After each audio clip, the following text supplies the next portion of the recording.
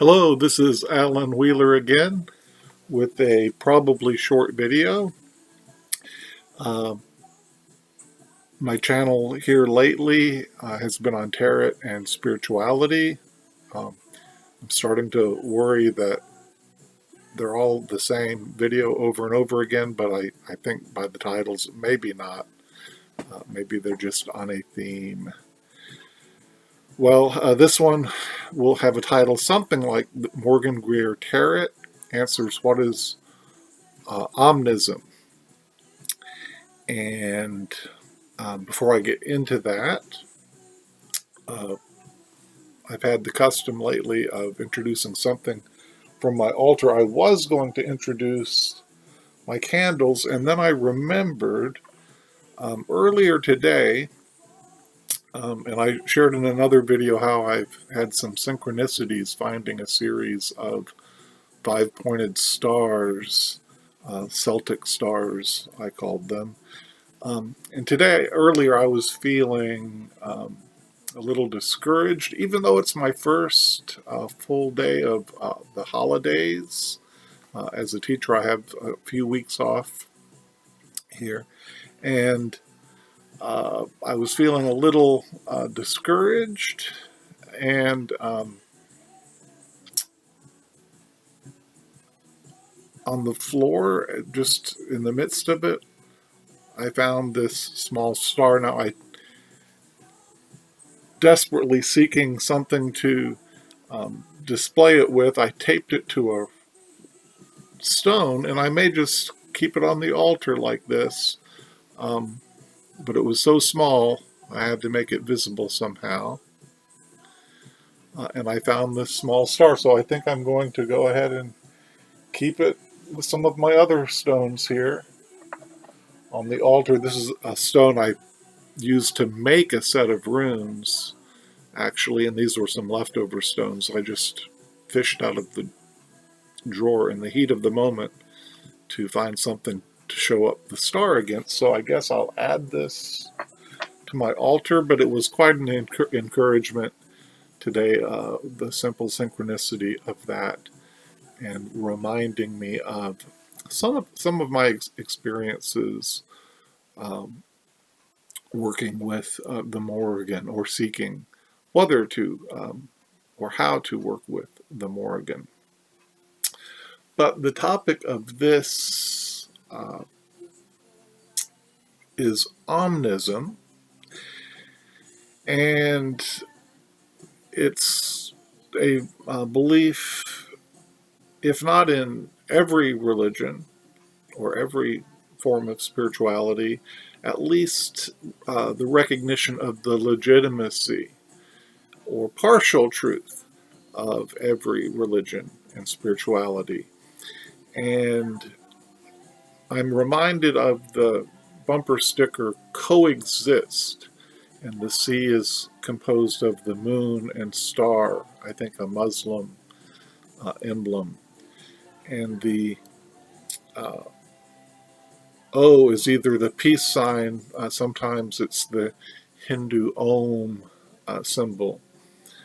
The E is often the Venus and Mars symbol of the two genders, masculine and feminine.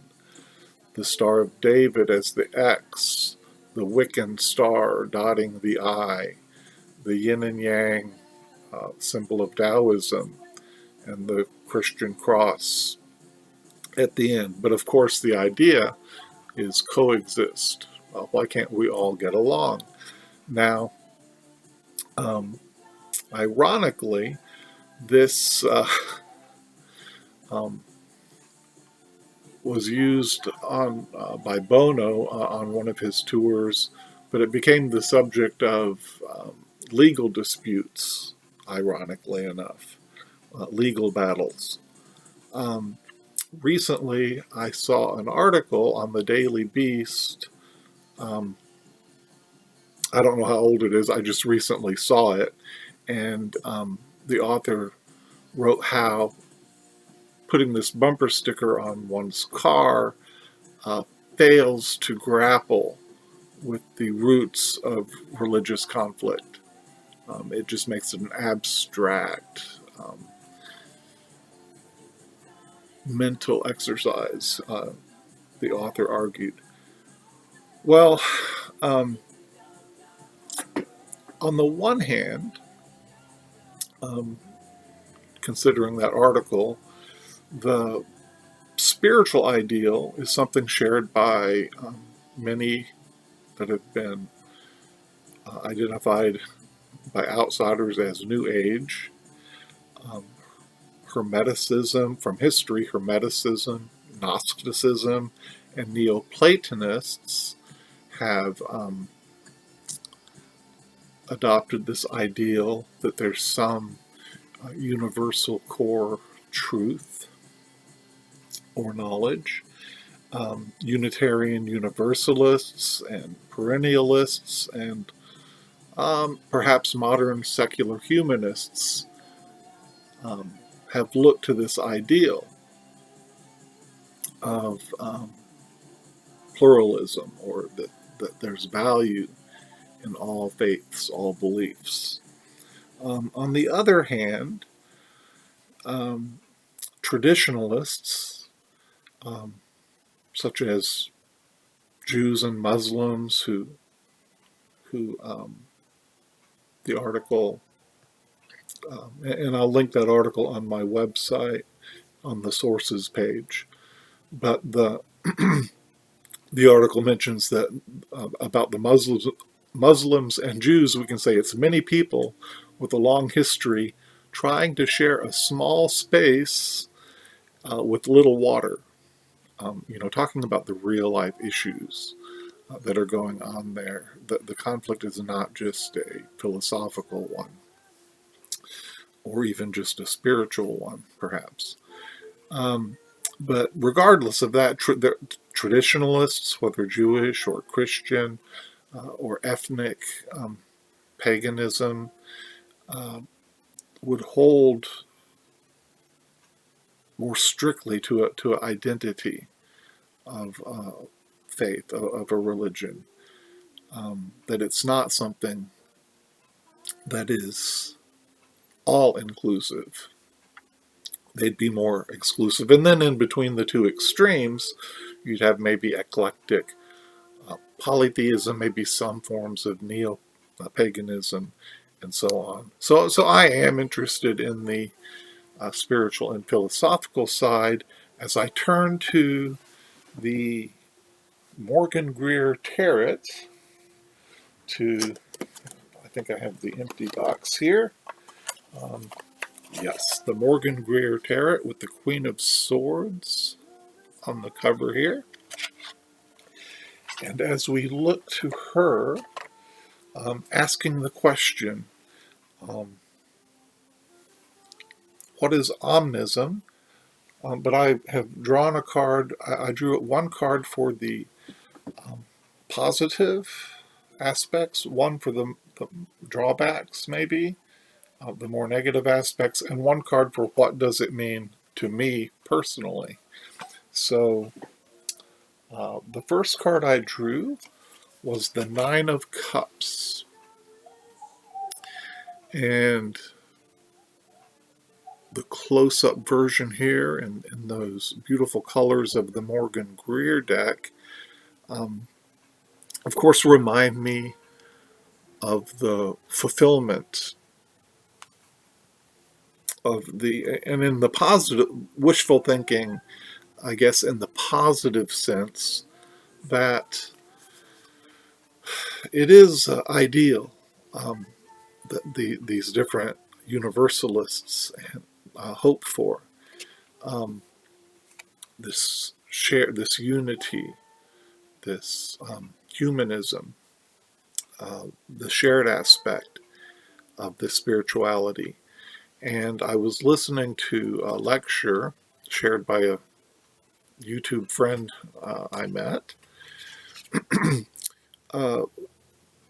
And it was by Manly, I think did I write D. Hall or P? I'm not sure, but Manly Hall gave a lecture on Hermeticism, Gnosticism, and Neoplatonism.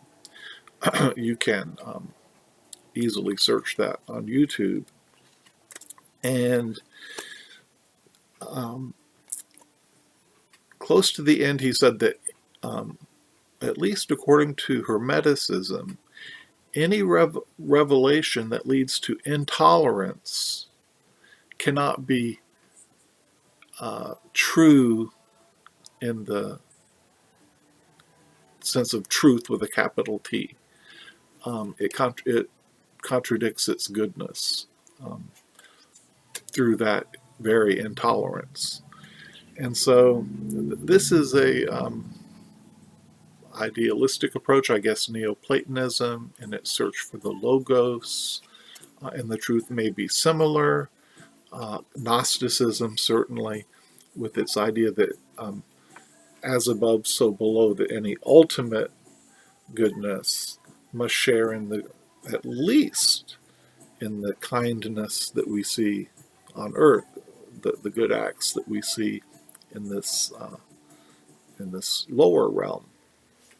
So this is a strength, and we do see it kind of a wish fulfilled as it's grown from just a small esoteric intellectual set to it's kind of the major mindset um, in the world today. The acceptance, I think, and some of the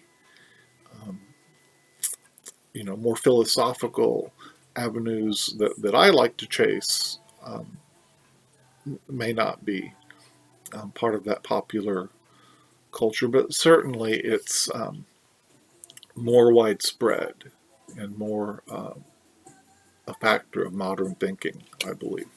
But this is a strength of omnism and the pursuit of that.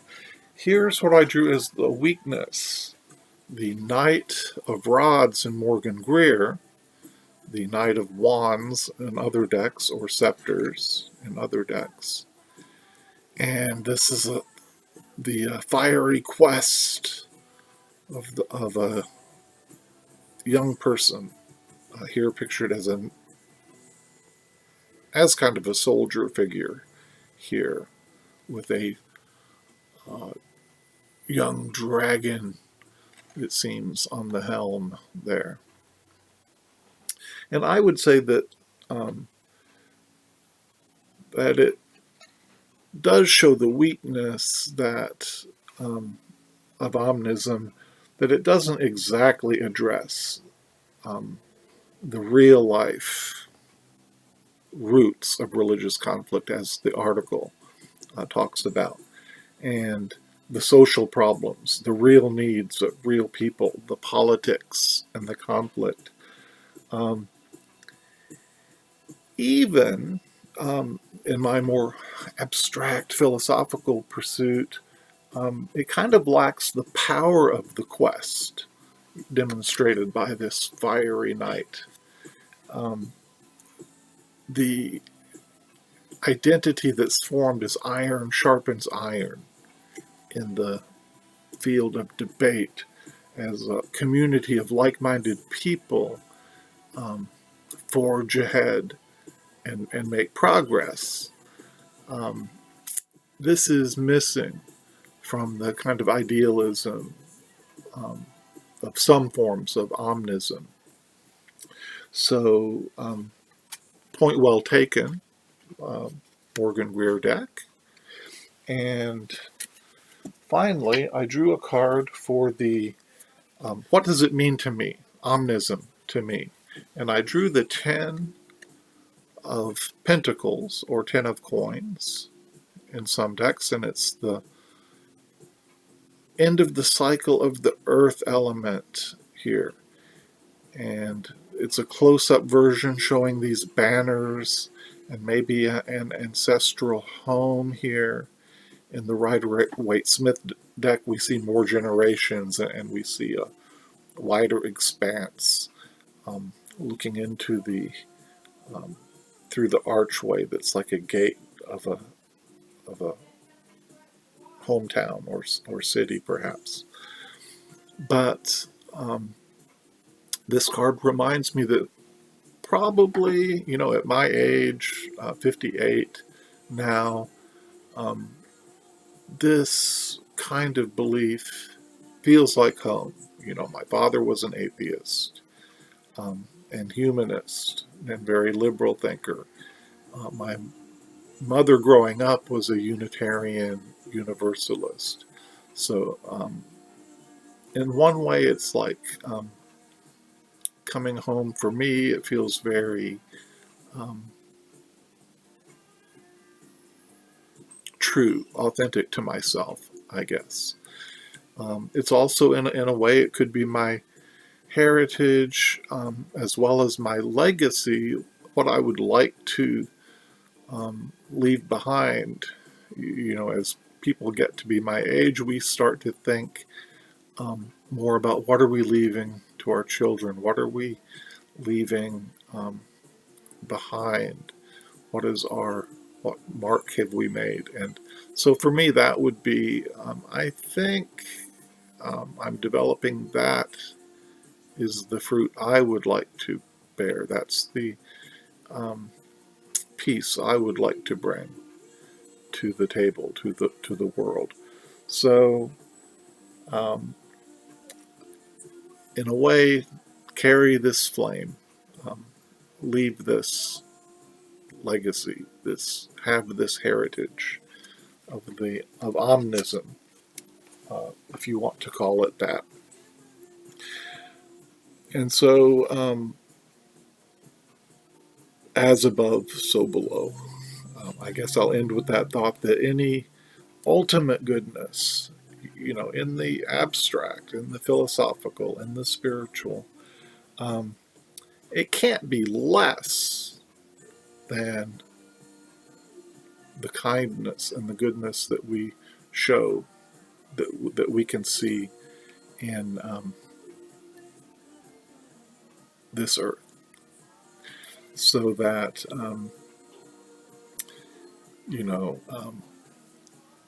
any higher truth has at least got to bear fruit, has got to show acceptance in this world, in this life. And so I'll stop there with that thought, as the lecture I listened to earlier ended on that thought as well. Thank you so much for listening. And I thought I might draw, just in closing, I thought I might draw one rune. I often draw one rune in 3 cards, but I didn't draw a rune for this one. So I'll draw a rune from my pouch. And it is Awaz. And it can mean horse, progress, promotion, or position, nobility. And so that kind of M for movement. I will stop there, but that could be the hope of the legacy, the inheritance that's left behind, that noble heritage, that progress. So I'll stop there as someone's knocking on my chamber door.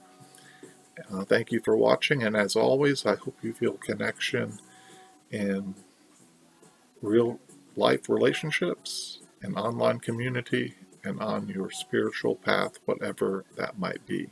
Thank you for watching.